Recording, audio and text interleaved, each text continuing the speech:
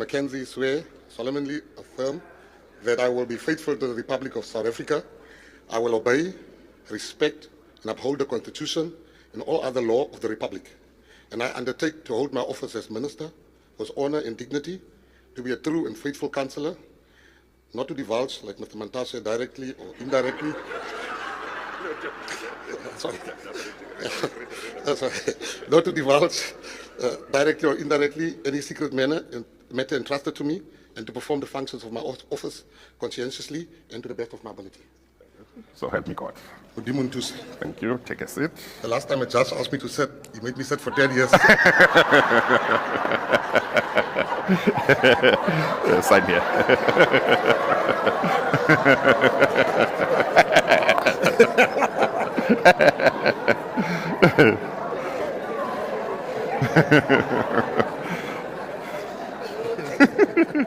That was a long time. Congratulations, Minister. Thank you, Chief Justice. Thank you. Thank you.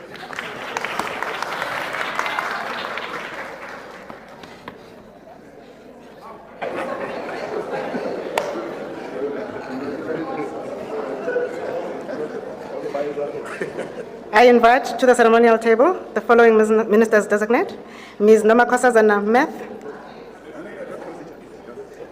Dr. Nobuhle Nkabane, Mr. Mzwanele Nyonzo. Minister Gayton Mckenzie is a very, very smart former criminal that has been behind bars. So trust and believe everything that he does, he knows exactly what he's doing. I mean, he's renowned for being known for the phrase abahambe. And there is a saying that says, when somebody shows you who they are, you better believe them the first time. I believe that using the phrase abahambe was big for him to garner support, fast, quick, and furious. And guess what? It worked.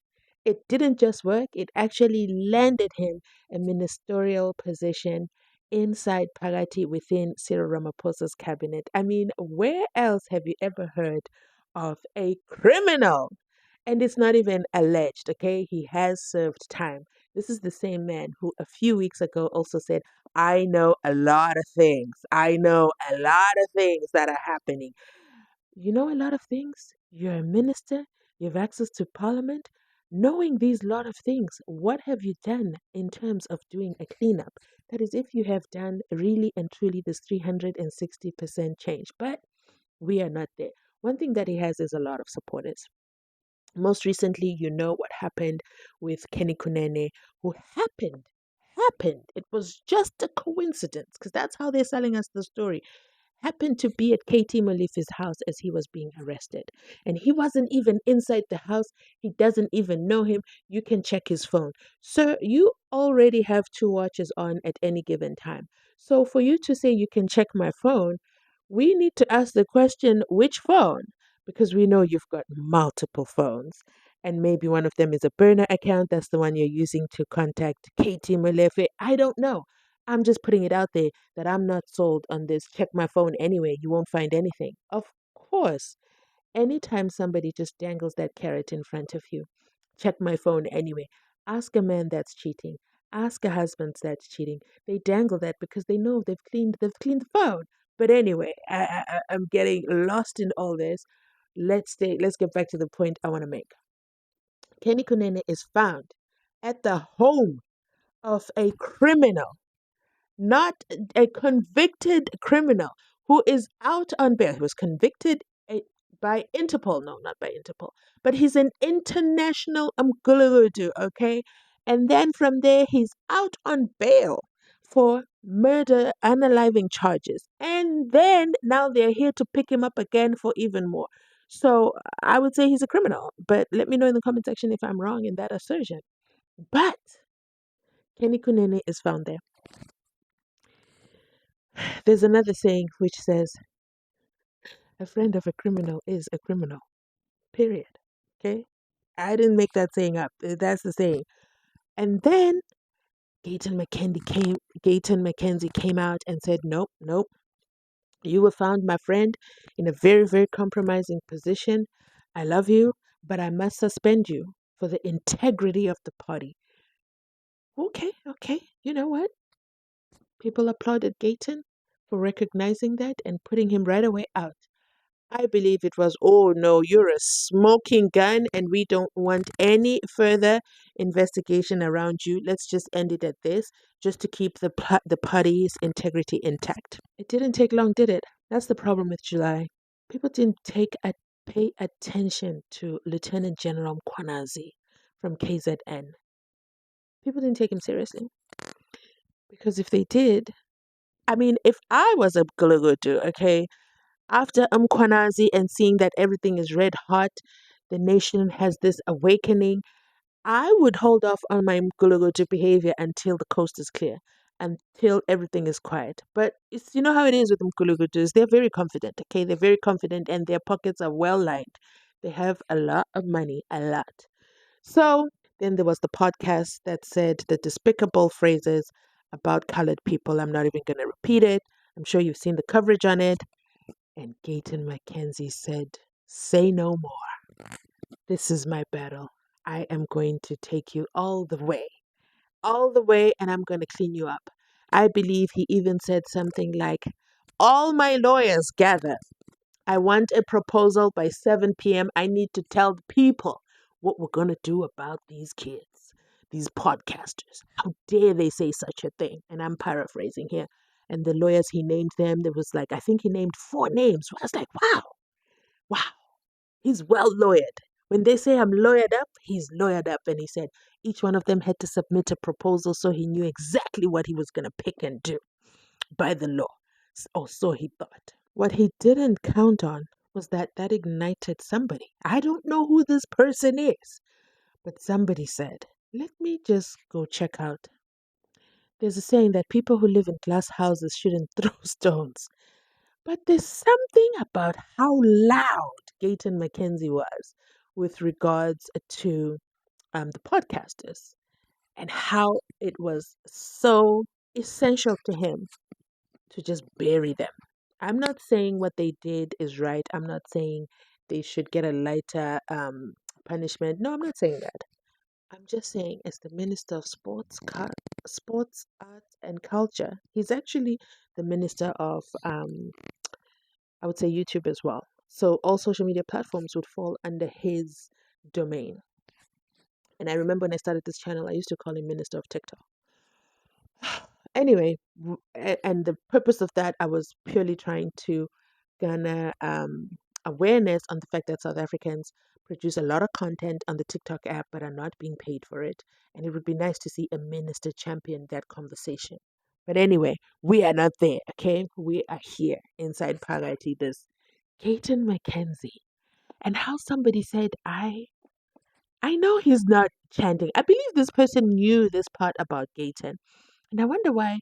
I feel like they have a file and they were just waiting for the right moment to bring it up. I wonder why they didn't bring it up when he was sworn in as a minister. I wonder why they didn't bring it up when he was chanting Abahambe. This person said, I will wait for the most vital moment to bring it up. And then I am reminded of Paul O'Sullivan. Yes, Paul O'Sullivan.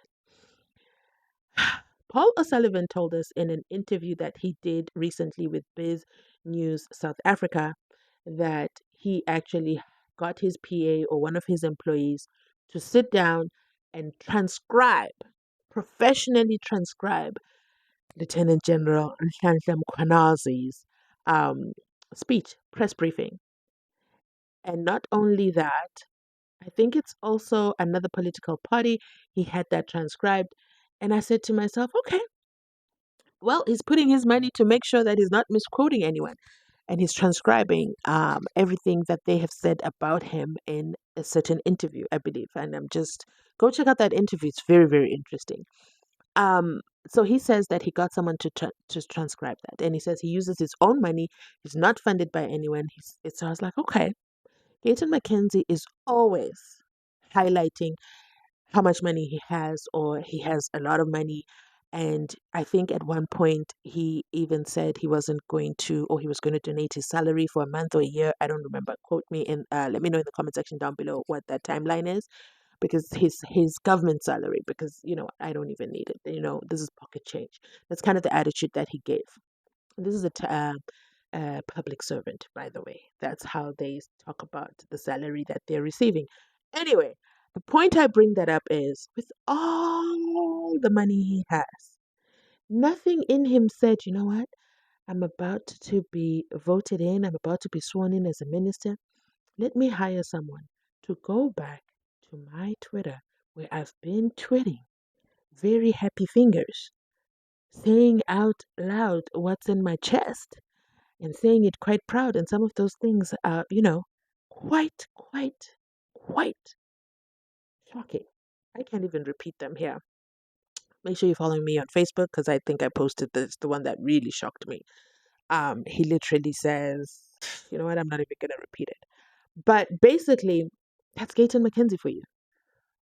He did not even, that's how I would say arrogant, confident he was with his Twitter account. He didn't make an attempt to clear it up, to clean it up, to reset it, so to speak. No, he just continued about his day. And even in his present response, let me tell you what he responded and said. That's when you know that they literally couldn't care. They couldn't care less. So this is what he says. This whole campaign to find something racist I ever said is hilarious because you have gone you have now gone back 13 years. He finds it hilarious. He didn't find the podcast comments hilarious. But anyway, he says this whole campaign to find something racist I ever said is hilarious because you have now gone 13 years back and can't bring out one racist thing I ever said. I always and still fight that coloreds and blacks are one people being treated differently. One comment says, but then why are you throwing the legal might of your political party, exactly, to persecute silly and ignorant statements made by young and naive black kids instead of showing them the same grace that you showed Ronaldo? Now, that, ladies and gentlemen, is a powerful ask. Again, I do not think that the statement that those, and I keep calling them kids because to me they're very young, okay? They're way younger than me, multiple decades. I think they definitely demonstrated how young they are, how naive they are, and that was just for views and clicks and their perspective. It's only when it became such a public outrage that they kind of took a step back and said, "Oh, there's an issue with this." But that goes to speak of these are conversations. They just happen to hit the record button, but these are things that they've been saying or been hearing in their spaces. And again, I'm not saying that it is right, but I'm saying they're definitely young and naive. And then Gayton said, the full length of the law, let me throw it at them. There's so many other scenarios I could list where we've heard Gayton mute, where he could throw all this access to lawyers that he has, where he can stand up for citizens, where we can see him loud and proud. But because this one was colored related, he said, yes, this is the battle I'm willing to jump up and down for. And you have to know, I'm repeating this again, when somebody shows you who they are, you better believe them. Watch the things that matter to Gayton. I'm not going to list them, but just watch. The times when he's the loudest, there's a reason for that. Okay, so this next comment says, was amazing, but now I'm worried about you. And they are quoting his tweet, which was from 2011. I guess this is the one that started everything. Oof, I don't even know if I can even read this out loud on YouTube. So I'm just going to skip. The next one says, that's not true. This is Gayton Mckenzie in 2012. He says, that's not true. Andile Gama, Zimbabwe, Congo, Kenya, Nigeria, all got 75% ape-looking women. That's Gayton Mckenzie, Minister of Sports, Arts and Culture. I don't know which part of the culture, part of his portfolio, does this tweet that he did himself. He doesn't deny any of the tweets, by the way. I'll repeat, he says this whole campaign to find something racist I ever said is hilarious. He finds it hilarious. No apologies coming from him. Do you remember how fast he was to take Kenny Kunene out and make him, suspend him? Why is he not putting himself out while this is being investigated? Well, he can't exactly investigate because it's an open and shut case. Did you or did you not do these tweets? Yes or yes? That's literally the position he's in. I would have loved to see him apologize, to acknowledge his immaturity. He was young at the time. Him too. This was 2011, so that's a good 14 years ago. That's a good 14 years ago. But he has chosen to call it hilarious. This other comment, he says, one day blacks will realize that they own nothing, will own nothing, and shall remain spectators of wealth in South Africa. Again, I repeat, Minister of Sports, Arts and Culture, the one and only Gayton Mckenzie. Woof! Minister of Sport, Arts and Culture in the Republic of South Africa. Wow. Let's take a listen to one of his first times speaking as a minister. Mckenzie swear solemnly affirm that I will be faithful to the Republic of South Africa. I will obey, respect, and uphold the Constitution and all other law of the Republic. And I undertake to hold my office as minister with honor and dignity, to be a true and faithful counsellor, not to divulge, like Mr. Mantas said, directly or indirectly. Sorry. Not to divulge directly or indirectly any secret matter entrusted to me, and to perform the functions of my office conscientiously and to the best of my ability. So help me God. Udimuntus. Thank you. Take a seat. The last time a judge asked me to sit, he made me sit for 10 years. Sign here.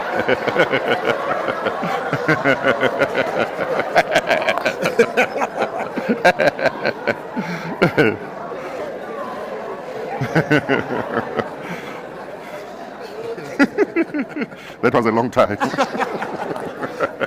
Congratulations, Minister. Thank you, Chief Justice. Thank you. Thank you. Let me know your thoughts in the comment section down below. That is it from me. I'll catch you, of course, on my next upload. Bye.